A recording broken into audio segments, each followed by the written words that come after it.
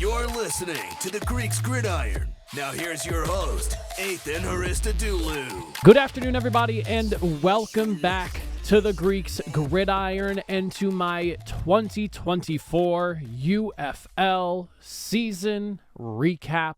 We're going to talk the championship game. I'm going to give my thoughts on this past season. We're going to celebrate the Birmingham Stallions making history as the three-time back-to-back spring football champions. There's a lot to discuss, a lot to get into. Make sure you comment down below. How'd you feel about the game? How'd you feel about the season overall? What do you want to see from this league going forward into the future? There's been a lot of conversation as the UFL seems very much ready to get things rolling and make sure that a 2025 season will be in front of us to watch. Dive into that comment section. I want to hear from you all. But we'll start, of course, with the recap of yesterday's game as the Birmingham Stallions came into St. Louis in the Dome and shut things down. 25-0 over the San Antonio Brahmas. I've got to say, for those of you that came to let me know that I was completely wrong about this game here, yes, I'm well aware. Little disappointed with how just one-sided the game wound up being in the end, but I will say that coming into this matchup here, I think I let my nerves and just the anxiousness of wanting to see the USFL side of things as a USFL fanboy, I will say, I think the nerves got to me, and I let myself kind of talk my way out of picking the Birmingham Stallions, because I even said at the end of my preview, I was pulling for Birmingham. I wanted Birmingham to win. I wanted the good guys to win, at least from my side. So I always was rooting for that result, and I wanted Birmingham to win, and it didn't necessarily matter to me whether it was a dominating fashion or a tight game. I just wanted a Birmingham win, but for the sake of a good competitive matchup, I was hoping for a tight, close game regardless of who ended up winning here. But it was always the USFL. It was always the Birmingham Stallions, as they are now back-to-back three-time champions. The game was, I will say, the first half, if you're somebody who likes defense, I will say was pretty entertaining to watch here. There was definitely some ugliness with the offenses early. I don't know if it was just nerves or whatever it may have been, but there was some miscommunication going on from both sides, but a lot more going on San Antonio's end, and we'll get into that a little bit more later. But the first 9 drives of the game resulted in punts. There was a fumble by Birmingham as well.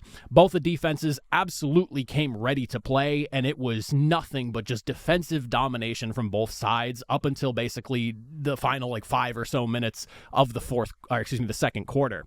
But once that fourth drive hit, and this drive still ended in a fumble for Birmingham anyways, you definitely saw a bit of the offensive spark in figuring out what they were going to need to do to come out victorious in this game here. And it was basically what I said in my preview for a key to success for Birmingham. And that was going back to what got them there. And that was being the ground and pound, we're going to shove this football down your throat type of offense that I know that they've been capable of being all season long. As this team at some points in the year were nearly averaging 150 yards rushing per game.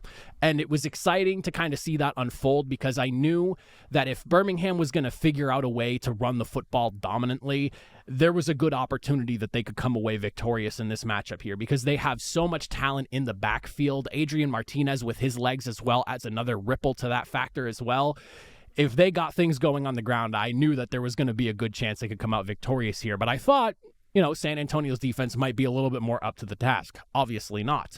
But the next 3 offensive drives after that fumble, once you saw that spark click, Birmingham figured it out. And it was basically a lesson to everybody that you can still win getting down and dirty in the trenches and running the football. Even in the year 2024, where 2024, you can still basically pound the rock, shove it down your opponent's throats to the tune of 6 yards per carry and 210 yards, and find yourself victorious in a matchup when the championship is on the line. Adrian Martinez opened up the scoring. He got a nice 8-yard strike to Gary Jennings near the end of the half, and then from there it was just kind of the next 2 drives after that. It was just gas pedal, full just to the floor. They were going, and again, San Antonio, the defense did a great job in the first half, and I think by the time the second half rolled around, and this is something I talk about a lot when it comes to great defenses, it does not matter how great your defense is. At some point, if your offense is failing and just not able to move the football, the defense will eventually crack. Like, a defense can only bend so much before breaking when the offense on the other end is not doing anything. The only time you won't see that break is if it's like equal in parts, both sides offenses are extremely struggling. And that's like the only real time you won't see like that complete break. But you saw, again, Birmingham caught a little bit of fire late in that second quarter. They kind of figured out what they needed to do. San Antonio in a tough spot. They needed their offense to keep them off the field some more, give them some more time to rest so they could continue to play the way they were in that first half, and they just simply did not get that. And Birmingham never looked back. They opened up the scoring, and that was it. And I mean, you look at what Ricky Person and CJ Marable have been for this team all season long. CJ Marable for the Birmingham Stallions going back now for quite a while. I'm not really surprised that this is kind of how the game ended up going. I mean, San Antonio, for what it's worth, arguably the best passing defense in the UFL, at least statistically, they were number one. So winning by throwing the football was never really, it just never really seemed like the actual result of this football game. I always kind of expected it to be whatever team ran the football more effectively was probably going to be the team that came out victorious here. When you look at the final numbers, you had 52 rushing yards from San Antonio and 210 rushing yards from the Birmingham Stallions, and one side was hoisting the trophy at the end of the game, and it wasn't the team with 52 yards. So Adrian Martinez, absolute stud. The running backs did a hell of a job taking advantage of the matchups, especially as the defense wore down later in the second half of the game here. Shout out to the offensive line of the Birmingham Stallions as well. That group is littered with talent, and they were absolutely bullies up front, and it was fantastic. And of course, Adrian Martinez doing what he does best, 3 touchdowns to cap off the game, winning himself the MVP award. It was an excellent performance by him. And again, weathering the storm, like you saw him and Skip Holtz kind of have that little like back and forth where Skip Holtz is, yelling at him. Can you hear the play call? Do you hear what I'm saying here? And like, there was just, there was a little bit of tension early on. And I think you get that from it's the UFL Championship. A lot's on the line here. Bragging rights, but also dynasty conversation. So you saw the chippiness early from both sides, a lot of mistakes, but Adrian Martinez was able to settle in, open things up for his offense with his legs, allow his running backs to do what they were doing best basically all season long, en route to a nice MVP award for the championship game to go along with his season MVP award. But unbelievable performance from the Birmingham Stallions, especially in that second half. On the San Antonio Brahmas side, man, I've got to say, I'm genuinely disappointed that they didn't put up a better fight than what they did. And again, as a USFL fanboy, I'm obviously happy that I got to watch a USFL-sided win in the inaugural UFL season. I'm here for it. I was rooting for the Stallions the whole way through. And obviously happy to see the good guys take home the chip. But I wanted this game to be competitive, and I was really hoping that at some point San Antonio's offense would at least figure it out. I mean, they had over 100 yards rushing the first time around that these two teams met. And granted, you could look at maybe injuries and things to maybe be part of the reason why. But I really thought having John Lovett and Anthony McFarland would allow for the Brahmas to be able to attack Birmingham more effectively than they did the first time around, even if there were maybe some guys on the defensive front that weren't there the first time around on Birmingham's end. But it started with the miscommunication early, the wasted timeouts in the first half, and it genuinely just never got better for San Antonio, and that's really unfortunate. Chase Garbers was struggling to push the football down the field, and really so in that first half, coming out of the gate, where even though that they were moving the football a little bit effectively, especially early, it felt like it was like 3-yard passes and bubble screens, and there was never any real threatening shot aside from one dropped pass to Jontre Kirkland that it never really felt like they could stretch the field effectively. Even if they were trying to push the ball down the field, it was never getting connected. So there was, the struggles with moving the football down the field. You couldn't stretch it, which obviously forces the defense to start to move closer and closer and closer, and things start to get tighter and tighter. It didn't get better when Quentin Dormady came in, and the offensive line, which had been bullying people for at least half the season at this point, because they really started to catch on strong in the back half of the year when Anthony McFarland and John Lovett really got into a groove. They got swallowed up by Birmingham's defensive front, and just they had no answers. There was so many. It wasn't a ton of tackles for loss, but it felt like stuffs at the line of scrimmage and some significant tackles for loss that were being allowed to happen, where San Antonio's offense was just flat-footed the entire game. They could not get off their heels. It was just Really, really unfortunate to see because, again, I wanted this game to be competitive. I wanted to see San Antonio bring a good fight, and obviously being the only team that had beaten Birmingham this year, I expected some type of an effort, but the offense, my goodness, just was not up to the task. And whatever that reason may have been, I'm not going to sit here and speculate. I'm not a part of the team. I don't really know why, but there was very clearly issues early on that just never quite got resolved, and you saw it through the duration of the game. There was just no way that this offense could get into a rhythm. Birmingham's defense basically knew that by the second half, and when you get to that point where one side is mentally like, okay, we've got them, things start to spiral from there, and more often than not, you don't really see the comeback happen. But there was a very clear moment in the game when you got into like that third quarter. It felt maybe like after like the second Birmingham touchdown of the game, you started to see like, okay, there's a real issue going on right now with San Antonio offensively, and Birmingham's defense smelt the blood in the water, and they were working. But again, I was hoping to see a competitive game. We didn't get one. I don't necessarily think that's great for the league in terms of overall product. Like, you don't want to see one side get dominated, especially in, the inaugural season and whatever, but it was still got great viewership. The game did really well. I think it was well received as well. It seemed like a lot of people were talking about it as we were leading into the game, during the game, and even post-game as well, which is exciting to see. They had Tom Brady there, which was awesome as well. Getting to get like a sneak preview of him on commentary was a really nice surprise. Obviously, the presentation of the trophy as well. But overall, to sum it all up, I will say that the dominant team, the best team, the team that has been running spring football for the last 3 years now was the right team to win. I do think that the three-peat was inevitable, and it was kind of something that everyone, I guess except for myself at the very end there, saw it coming, especially from the USFL side of things. And had I not sat, I feel like I sat and I thought on it for way too long. And I do that a lot with a lot of things. Sometimes when I make my picks for games, whether it's in the UFL or in the NFL, there are some games that I sit on that I have a gut feeling that winds up being right. And I end up getting the picks wrong because I sit there and I think on it too much. And I think one thing that was just in my head was, don't just be a fanboy and pick the Stallions to win the championship. Don't just be a fanboy.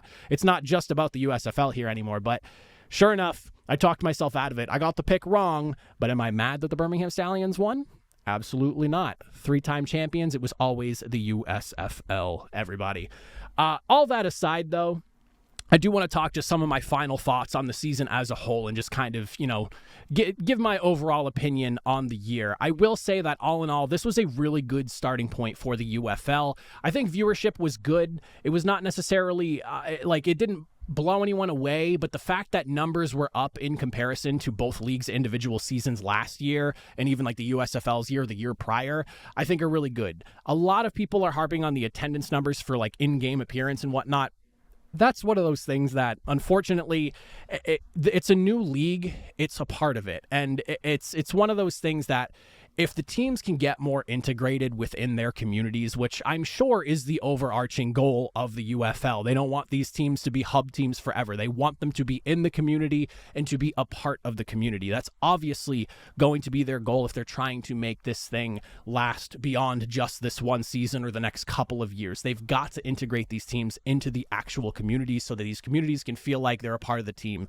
Having fan bases be able to attend things like practices in the area of the home team will be huge for the connection part of the league. It's nice that obviously fans can interact with their teams in a home location game day, but to be able to have open practices to allow fans to really get to see these players and, get those meet and greets and the signings and whatnot post-practice, that's what really brings in the fan attendance and is what is going to make these teams really feel like a part of the communities that they're in. So that's definitely something that I'm looking forward to seeing happening. I anticipate that's going to be what the UFL is trying to do, because if they want to be around longer than just a couple of years, that's going to be a big point of emphasis, I would assume, going forward here. But between just that and then there's obviously the talk of the draft, plans next year, games being played on Friday nights.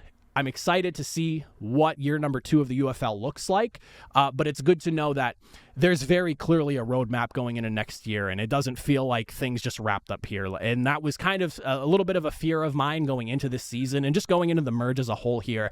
I will be honest with you all, I wasn't 100% sure about this merger and exactly what was going to happen. I was a little bit not pessimistic about it, but just there was a piece of me that was afraid to really go all in early on because you never know. If it felt like this was kind of a desperation move, not like a big desperation move, but there was a piece of me that was a little bit worried that that's what it was. Not that I absolutely thought that that was the case, but there was a piece of me in the back of my mind as I'm, getting excited for the lead up to this year that, this could be maybe a one and done thing. We don't know. It really just depends on how well it does, but I'm excited to see how well the league did overall.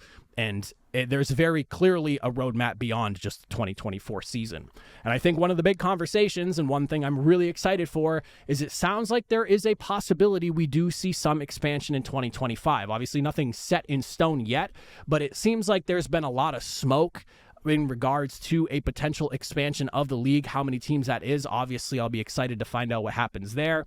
But I obviously want to see returning teams from both leagues. I think it's important to keep those established teams around and bring them back first. But obviously, me, as what I would really like to see, an expansion out west to a place like San Diego, like that is a market you have got to get yourself in. When you look at St. Louis and how much they love their football team over there, I think you can get that same type of deal from a place like San Diego. You have to capitalize on those football markets that have either had teams that have lost teams or just are big football towns that would love to have football in them. And like another place is Canton. There has got to be a team in Canton. I know that it's a smaller stadium than some other places, but Canton is football town. The Pro Football Hall of Fame is there. You've got to get a team there. That's got to be on the list. I hope it is at the very least. But between them moving out west a little bit more to try to cover a little bit more of the country, bringing back maybe a team into Canton, I obviously want to see the team I initially started rooting for in the USFL and the New Orleans Breakers, whether they come back to New Orleans, and that sounds like that is a real possibility, or if they move them up to Boston and make them the Boston Breakers again. I would not be too mad about that as well, having a team up in my neck of the woods. But I'm excited to hear that there's this idea right now that there seems to be a possibility of expansion, and where there's smoke, there's usually fire. Whether it happens next year or not, again, I don't know, but I'm excited to hear that that is a possibility. I think the conversation surrounding the viewership from this past year was something that was also talked about heavily. Obviously, the attendance being one thing, but viewership as well. The reality of this is that when you look at the numbers overall for what the UFL did this season in terms of viewership, there's year-over-year progress when you look at the UFL as a whole in comparison to each league individually. Obviously, probably the cumulative number, if you combine the two leagues together from last year, is probably bigger. But you have to remember that these fan bases did overlap some. Like, there are some people that were very much invested in both the USFL and XFL, so that would bloat the number a bit. But now that it's just one combined league, all those numbers get funneled into one place as opposed to being in two different places, where you're probably getting multiple of the same views on both one side and the other. But overall, you saw positive increases, and with that, advertisers, investors, because there's obviously a push as well from what it sounds like that this league wants to sell teams out to individual owners as well. Those are going to look good to those people. And if you can look good or make numbers look good to people that are potential advertisers and or investors, it's going to keep the league around. And at the end of the day, football is king in the U.S. I don't care what anyone has to say. It's football, and then it's everything else in whatever order you want to put it in. For this league to come in year one the way it has, to have the type of viewership that it has had, where it's pushing nearly 1 million viewers on average weekly, that's only going to go up. And to go back to the point of, as these teams integrate more into their communities, people can more, and on top of that, with the league being around longer and longer, more people will be willing to invest their time into this league, to invest their money into this league, to invest their viewership into this league here. That's stuff that will come and grow over time. It's year one of the UFL. Yes, both these leagues were around, the XFL and USFL, prior to this season for some time. Give it time. As each season goes by, if they continue to find success, if the football is good, if it's entertaining, if these teams start to build history and rivalries with one another, you're going to see that viewership grow eventually. So just give it time. It was never going to be some runaway massive explosion of viewership in this first season. This is going to be a process, but it's one that at the end of the day is backed by the sport of football, and football's king in the U.S. And I could imagine that these numbers start to improve year over year as these teams get more and more integrated into where they're supposed to be located. I think overall, though, if this league truly wants to succeed, we definitely need to see some sort of legitimate partnership with the NFL. And I do think that getting something along the lines of being like a feeder system for the for the NFL is probably the way that this needs to go. I know that there are some people out there who dream of the idea of a spring football league competing with the NFL and being on par. The reality is that is just not going to happen unless like some of the richest billionaires in the world just band together because they want a piece of the NFL pie and aren't allowed to get in and they want to try to compete, like decide to invest hundreds and millions of dollars into this spring football league. You're not going to see the UFL competing with the NFL, at least anytime soon. Maybe in some bizarre, timeline down the road, something like that happens. I don't know.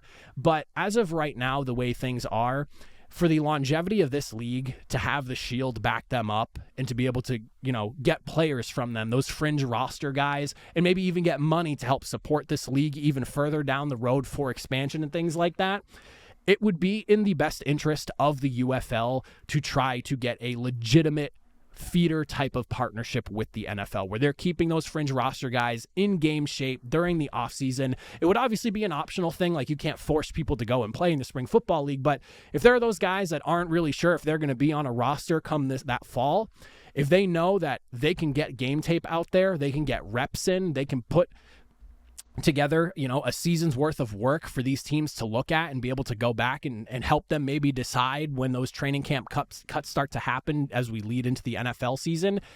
I would not be shocked to see some of these guys go and play for these teams with that opportunity in mind. And that would be great, obviously, for the UFL because you're getting more talented players, guys that would be spending their time probably working with NFL teams as opposed to be working with the UFL to obviously bring their talents into the UFL. So it would be a net positive both ways. You'd not only get the backing of the NFL, but you also get better players, which ends up being a better product on the football field. And that's obviously a key component to all of this. You have to have good football every single year for this to work.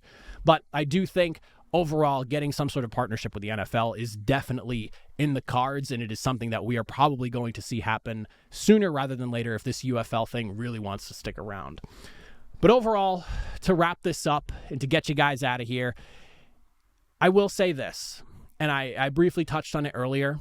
I was a little bit skeptical coming into this UFL merger season, not because I didn't like the idea of these two leagues coming together. I knew that it would probably be good at the end if all worked out, but I was a little bit nervous about it actually working out because there is an issue with one league coming up, then another one, and then, there's discussion as to how well these leagues are doing, and then they have to slam each other together to become one giant league, and, the narrative gets spun that, this is kind of like a last-ditch effort to keep things afloat for another year, and there's the conversation of, the Fox side of things was a 3-year deal with the USFL, like, does it go from here, does it go further than that, what happens there? There's a lot to look at in terms of just negativity and just things that were in the back of my mind where I was worried that, maybe this doesn't work out. But going through this season and watching things play out the way they did was awesome to see. And there is a clear support system for spring football. And I think it works. I truly do. We've seen guys come out of these spring leagues the last couple of years go into the NFL, make names for themselves. Obviously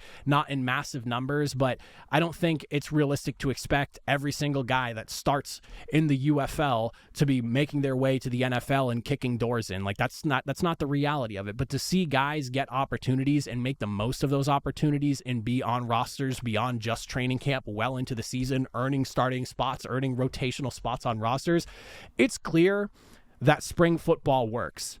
It's popular, it's football, and I truly believe that this is here to stay. I will be honest. Again, I don't know if I would have said that 2.5 months ago. There was some uncertainty in the back of my mind. I wanted it to succeed, and I'm glad to see it turn out the way it did. But there was some skepticism from me internally that I was keeping to myself and just kind of, let's see how it plays out. Don't let the worries, because I am the type of person where I think I will let things worry me a little too much, and I'll ultimately change picks that I wanted to go one way for the other. You see it all the time. But I will say that this works, and there is a very big market for spring football.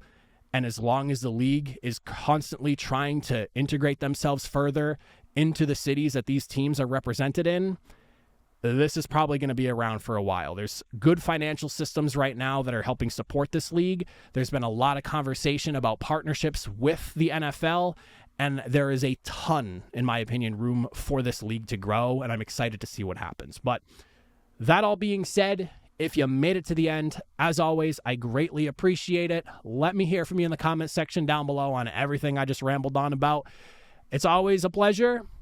I'll probably be taking a slight spring football break for the next little bit of time here. I'm diving into some new projects starting tomorrow. So for those of you that are interested, pro wrestling coverage, I'm going to start doing that beginning tomorrow following tonight's Monday Night Raw. If you don't care for that, I'm still talking NFL. I've got a lot of stuff planned over the next few months as we lead into the NFL season. So plenty of football. There's pro wrestling talk coming as well. Whether you're here for one or the other or both, fantastic. But I'm appreciative that you are along for the ride.